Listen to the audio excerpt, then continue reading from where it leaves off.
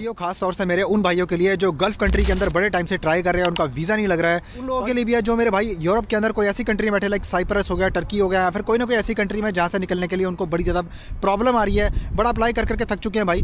तो ये वीडियो आपने पूरी लाजमी देखनी है। आपको इसके अंदर बताता हूँ क्यों स्लोवाकिया एक ऐसा कंट्री है जिसके अंदर आपको अप्लाई करना चाहिए और इसके अंदर आपका वीज़ा श्योर शॉट लगने ही वाला है। दोस्तों नमस्कार दोस्तों, आज हम बात करेंगे दोस्तों स्लोवाकिया के अंदर किस तरह की जॉब प्लेसमेंट्स है जिसमें हम आपको हेल्प कर सकते हैं और किस तरह से हम आपकी मदद कर सकते हैं कि आप गल्फ से या फिर यूरोप से कोई नॉन शेंगन कंट्री से मूव होकर शेंगन कंट्री के अंदर आके अपना फ्यूचर सेटल कर सकते हैं, अपनी फैमिली सेटल कर सकते हैं और भाइयों अच्छी अपॉर्चुनिटी यहाँ पे ले सकते हैं। पीआर वगैरह बाद में सब कुछ आपकी हो जाएगी। उससे पहले अपने वीडियो को लाइक करना, सब्सक्राइब करना, शेयर करना किसी मेरे भाई के साथ में, बहुत काम आएगी उसकी जानकारी। किसी मेरे भाई ने अगर मुझसे पर्सनली बात करनी हो, ठीक है, उसको मेरे साथ में नीचे कॉल बनानी पड़ेगी। नीचे कमेंट्स के अंदर मैंने जो है लिंक को पिन कर दिया है। मेक श्योर जब आप कॉल बनाते हैं तो आपका जो कार्ड होता है डेबिट या क्रेडिट कार्ड, वो इंटरनेशनल पेमेंट्स के लिए एक्सेप्टेड हो दोस्तों, ठीक है, नहीं तो आपकी बुकिंग नहीं बन पाएगी। Thank you very much. पहली बात तो दोस्तों मैं आपको ये बता दूं कि स्लोवाकिया एक शेंगन कंट्री है जिसका ट्रेंड अभी काफ़ी ज़्यादा है मार्केट के अंदर। अगर मैं ये बात करूँ कि स्लोवाकिया के अंदर आप वीज़ा अप्लाई करेंगे तो उसके चांसेस कितने होंगे लगने के? चांसेस भाइयों यहाँ पे 10 में से 8 वीज़े स्लोवाकिया के लगते ही लगते हैं। ये आप बात मेरी समझ जाओ। अगर आप किसी और कंट्री के लिए अप्लाई कर रहे हो ठीक है, लेकिन अगर आप स्लोवाकिया के लिए अप्लाई कर रहे हो तो थोड़ी सी चीज़ जो है ना वो अलग हो जाती है। अब यहाँ मैं बात करूँगा कि वैकेंसीज किस तरह की होती हैं, जनरली स्लोवाकिया के अंदर क्या काम होते हैं। स्लोवाकिया के अंदर दोस्तों पहली बात करते हैं सैलरी कितनी होती है।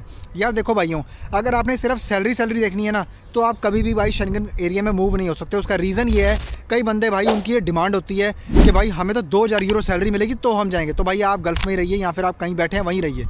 यूरोप में अगर आना है तो आपको सीढ़ी दर सीढ़ी चढ़ के स्टेप बाय स्टेप करके ही आपको तरक्की हासिल होगी। ऐसा नहीं है कि डे 1 से ही आप आते ही सीधा भाई 2000-2500 की सैलरी आप कमाने लग जाएंगे। ये नामुमकिन है भाई। ये तभी पॉसिबल है कि अगर आप कोई ऐसी कंट्री जा रहे हैं जैसे नॉर्वे वगैरह हो गया, ठीक है, वो भी सीजनल के अंदर होता है, वो भी 1 साल का होता है, ठीक है, सिस्टम, लेकिन सेटलमेंट वहाँ पर भी आप ईजिली कर नहीं सकते हो। ये बताता हूँ मैं आपको, ठीक है। और स्लोवाकिया के अंदर क्या है कि जब आप जाओगे आपको सैलरी मिलेगी भाई 750 से 900 यूरो के बीच में। स्टार्टिंग में मेरे को पता कम है, लेकिन आप वहाँ जाओगे, वहाँ जाके काम करोगे, आप थोड़ी लैंग्वेज सीखोगे, बोली आपको आ जाएगी जब एक बारी, ठीक है, फिर धीरे धीरे करके आपकी जो जॉब है ना आप ढूंढ सकते हो, बेटर जॉब ढूंढ सकते हो, उबर ईट्स कर सकते हो, बोल्ट कर सकते हो, वोल्ट कर सकते हो। भाई मैं बता रहा हूँ अपॉर्चुनिटी एंडलेस है। काम की बात करेंगे, काम किस तरह का होता है भाई स्लोवाकिया के अंदर। ज़्यादातर जो जॉब्स होती है ना भाई मैं आपको बता दूँ वो होती है वेयर हाउस के अंदर। देखो वहाँ पे बड़ी बड़ी प्रोडक्शन फैसिलिटीज़ होती हैं, असेंबली लाइन होती है जिसमें गाड़ियाँ बनती हैं भाई, गाड़ियों के बड़े बड़े कारखाने होते हैं, ठीक है, वेयर हाउस होते हैं वो। उसके अंदर में स्पेयर पार्ट जोड़ने की आपको जो है काम आपको सिखाया जाएगा पूरा कि भाई किस तरह से आपने करना है सारा काम असेंबली लाइन के अंदर। यानी कि मेरा मतलब है जहाँ पे असेंबली एक चेन होती है, पूरी एक बेल्ट होती है जिसके अंदर भाई आपको सिखाया जाएगा किस तरह से कौन सा स्पेयर पार्ट गाड़ी का कैसे जोड़ना है आपने।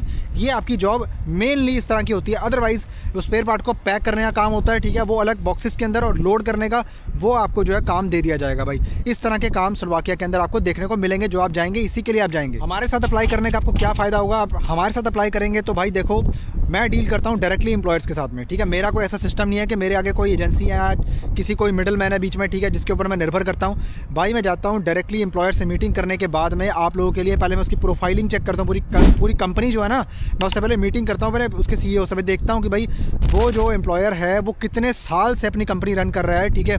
क्योंकि देखो मैं आपको कोई वर्क परमिट बेच नहीं रहा हूँ, अगेन यहाँ बता देता हूँ, ये आपकी एक लीगल तरीके से जॉब प्लेसमेंट होगी। जहाँ से आप बैठे हैं वहीं से वर्क वीज़ा भी आपका वहीं से अप्लाई होगा जहाँ से आप बैठे हुए हैं इस टाइम पे, कोई भी कंट्री में आप बैठे हैं वहाँ से, ठीक है। अभी मैं आपको ये बता देता हूँ क्यों मैंने ऐसा बोला। एक गल्फ कंट्री और यूरोप में जो बंदा है वो उसके लिए अप्लाई करना चाहिए फटाफट से, क्योंकि मैं बताता हूँ स्लोवाकिया का मिनिमम टाइम फ्रेम भाई इंडिया से या पाकिस्तान से बहुत लंबा है, ना के बराबर है भाई, ठीक है। 8 महीने 1 साल भाई कहीं नहीं, मतलब क्योंकि देखो एम्बेसी की अपॉइंटमेंट मिलना ना बहुत ज़्यादा मुश्किल हो जाता है, क्योंकि एम्बेसी की अपॉइंटमेंट जो है बड़ी डिले चल रही है इस टाइम पे। इसीलिए मेरे जो क्लाइंट्स हैं बेचारे वो भी वेट कर रहे हैं, मेरे को भी उनको अपडेट देना है, लेकिन मैं क्या करूँ, जो बंदे इंडिया में बैठे हैं उनको थोड़ा वेट करना ही पड़ेगा मेरा भाई। मान के चलो अगर आप गल्फ कंट्री में हो, दुबई में हो या कतर में हो, कुवैत में हो, कहीं पर भी हो, या अगर आप साइप्रस बैठे हो, कहीं पर भी बैठे हो, मेरा भाई इसके अंदर एक डॉक्यूमेंट मिलता है आपको, ठीक है, उसका नाम होता है सुगलस, ठीक है। ये डॉक्यूमेंट होता है, ये वो डॉक्यूमेंट है जो एग्रीमेंट होता है एम्प्लॉयर आपके बीच में, जो वर्क परमिट का पूरा जो एम्प्लॉयमेंट का कॉन्ट्रैक्ट आपको देता है, ठीक है ना, वो गारंटी लेता है, ठीक है। वो सारे पेपर आपके तैयार होकर जब आते हैं ना तो वो उसके बिना पे आप जो है अपना वीज़ा डी अप्लाई करते हैं, उसके बिना पे आपको वीज़ा ग्रांट होता है दोस्तों स्लोवाकिया का, ठीक है। क्योंकि देखो जब किसी एम्प्लॉयर ने आपकी गारंटी ले ली उसके बाद में दोस्तों कोई बात रह ही नहीं जाती, उसके बाद में एम्बेसी ने आपको वीज़ा देना ही होता है लॉजिकली स्पीकिंग, ठीक है। ये प्रोसेस बहुत ही ज़्यादा आसान होता है लेकिन थोड़ा टाइम कंज्यूमिंग होता है, क्योंकि मिनिस्ट्री ऑफ इंटीरियर जो स्लोवाकिया के अंदर जो लेबर ऑफिस होता है भाई मेरा, मैं आपको बता दूं कि उसमें टाइम लगता है। आपके जो वर्क परमिट्स जो होते हैं ना, work permits basically job contract हो गया, लेबर अप्रूवल आने में टाइम लगता है। वो एक फॉरेन वर्कर को बुलाने के लिए एक पूरा प्रोसेस फॉलो करते हैं कि क्यों आपको ऐसी विपदा आ गई कि भाई आपको इसी बंदे को बुलाना है, किसी और को क्यों नहीं बुला सकते, सब जस्टिफाई करना पड़ता है भाई। उसके बाद में जाके ये वर्क परमिट्स जो है ना पूरे अप्रूव होते हैं मिनिस्ट्री ऑफ इंटीरियर से, और उसके बाद लॉयर के पास आते हैं, लॉयर भाई अपोस्टल वगैरह करवाता है, उसके बाद हमारे पास आते हैं, उसके बाद में हम सारे डॉक्यूमेंट्स आपको डिस्पैच करके आपकी कंट्री में भेजते हैं जहाँ आप बैठे हुए हैं। उसके बेसिस पे फिर आप अपनी कंट्री के अंदर अपॉइंटमेंट लेने के बाद में जाते हैं, BLS में जाते हैं, ठीक है, क्योंकि स्लोवाकिया का जो टाइप है वो मोस्टली BLS के साथ में होता है। BLS में जाके आप अपॉइंटमेंट अपनी लेने के बाद में बड़ी इजीली मिल जाती है दोस्तों। बाकी कंट्रीज़ में कोई मसला नहीं आता, उनके अंदर 3-4 महीने का टाइम ही लगता है, जा सकता है 3-4-5 मैक्सिमम महीने इतने, ठीक है। लेकिन इंडिया पाकिस्तान से बहुत लंबा, मतलब इतना टाइम लगता है कि उसके चक्कर में आपके जो जॉब होती है वो ही आपकी ख़त्म हो जाती है। इस चक्कर में आपके सारे डॉक्यूमेंट्स वेस्ट हो जाते हैं भाई, ठीक है। तो हमारी कोशिश ये होती है कि हम दोस्तों को, अपने भाइयों को, उनको ही जो है वहाँ से स्लोवाकिया करवाएं जहाँ से बहुत ज़्यादा टाइम कम लग रहा हो, या फिर ये ऐसा हो कि जहाँ पे मतलब एक तरह से अपॉइंटमेंट मिलने में कोई यहाँ पे मसला ना है। आप बोलेंगे हरी भाई अब फ्यूचर क्या है बताओ, स्लोवाकिया के अंदर क्या कर सकते हैं। देखो यार, स्लोवाकिया एक शेंगन कंट्री आपको बता चुका हूँ, वहाँ पर अपनी फैमिली को बुला सकते हो बड़े आराम से। अगर वहाँ पर नहीं बुलानी तो उसके बाद आप दूसरी कंट्री में मूव हो सकते हो बिल्कुल, लेकिन उसके लिए आपको वहाँ पर एक एजेंसी ढूंढनी पड़ेगी, या फिर वहाँ पर कोई इंट्रा कंपनी ट्रांसफ़र करने वाली एक कंपनी ढूंढनी पड़ेगी जो आपकी वहाँ पर TRC के ऊपर उधर से आपको जो माइग्रेट करवा सकती है। अदरवाइज़ आप हमसे भी रब्ता कर सकते हैं, वहाँ पे रहने के बाद में हम भी आपकी मदद ज़रूर कर सकते हैं। अगर आपने किसी और कंट्री मूव होना हो वहाँ से, that is pretty much possible. मैं आपको यही बोल सकता हूँ अभी के लिए, ये नहीं बोल सकता हूँ कि हाँ यार आप जाओगे TRC मिल गई, नहीं बल्ले बल्ले आराम से आप हो जाओगे, ऐसा नहीं है। स्लोवाकिया में जाने के बाद में आपको फैमिली रीयूनिफिकेशन वीज़ा फाइल करना होता है, ठीक है। उसके बेसिस पे ही आप वाइफ आपकी जो है आ सकती है, वाइफ और बच्चे जो आपके 18 साल से कम उम्र के हैं आपको ज्वाइन कर सकते हैं भाई, ठीक है, स्लोवाकिया के अंदर। उसके बाद में आप जो है अपना देख सकते हैं कि भाई मुझे वहाँ रहना है नहीं रहना, या फिर अगर आप दूसरी कंट्री मूव होते हैं तो वहाँ पर भी आपको ये सेम प्रोसीजर करना पड़ेगा। क्योंकि क्या होता है कि अक्सर हर शेंगन कंट्री का जो रूल है ना वो थोड़ा बहुत सिमिलर ही मिलता जुलता है, ठीक है। क्योंकि किसी में 5 साल, किसी में 7 साल है, उसके बाद में नेशनलिटी अप्लाई कर सकते हो। कोई कंट्री के अंदर में लैंग्वेज की बहुत ज़्यादा रिक्वायरमेंट है कि लैंग्वेज जब तक आप नहीं सीखोगे हम आपको नेशनलिटी अप्लाई नहीं करने देंगे, ठीक है।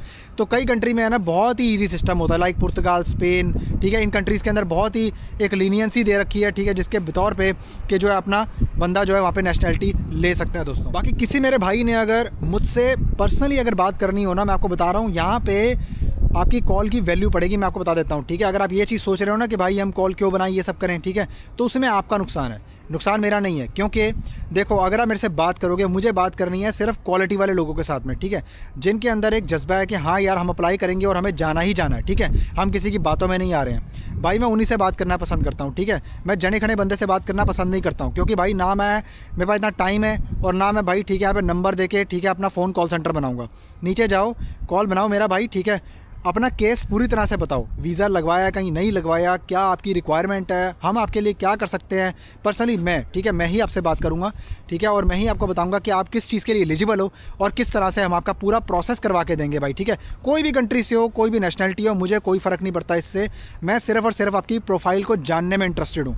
एक बार ये बताएंगे ना, उसके बाद में आपको जो है वैकेंसी उस टाइम पर अवेलेबल होगी, ठीक है। एम्प्लॉयर्स की तरफ से डिमांड आती है हमारे पास में, आपसे वो डिस्कस करने के बाद में, पूरा प्रोसेस बताने के बाद में, हर चीज़ डिस्कस करने के बाद में मेरा भाई आपका प्रोसेस भी हम स्टार्ट करवा के देंगे। और ये आपसे मेरा दावा है दोस्तों। लाइक करना है, शेयर जरूर करना है किसी मेरे भाई के साथ में जिसने अप्लाई करना हो, सब्सक्राइब करना है इसी तरह के कंटेंट के लिए, मेरे साथ जुड़े रहने के लिए इंस्टाग्राम पे फॉलो कर लो, नीचे आपको डिस्क्रिप्शन में आईडी मिल जाएगी, और कॉल बनाने का लिंक आपको नीचे कमेंट्स के अंदर दिया हुआ है, पिन कर दिया मैंने, डिस्क्रिप्शन में भी मिलेगा। क्लिक करोगे तो मेक श्योर वंस अगेन कि आपको टाइम पे आना है एक तो, ठीक है, और दूसरा आपका जो कार्ड है, ठीक है, मास्टर या वीज़ा कार्ड होना चाहिए, और इंटरनेशनल पेमेंट एक्सेप्ट करने वाला कार्ड होना चाहिए। नहीं तो अपने बैंक से भी बात कर लेना, उसके बाद ट्राई करना दोस्तों, ठीक है। Thank you very much. आपसे मिलता हूँ फिर किसी और शानदार कंटेंट के अंदर। अपना बहुत सारा ख्याल रखिए और अपने भाई को दुआ में याद रखिए। Bye bye.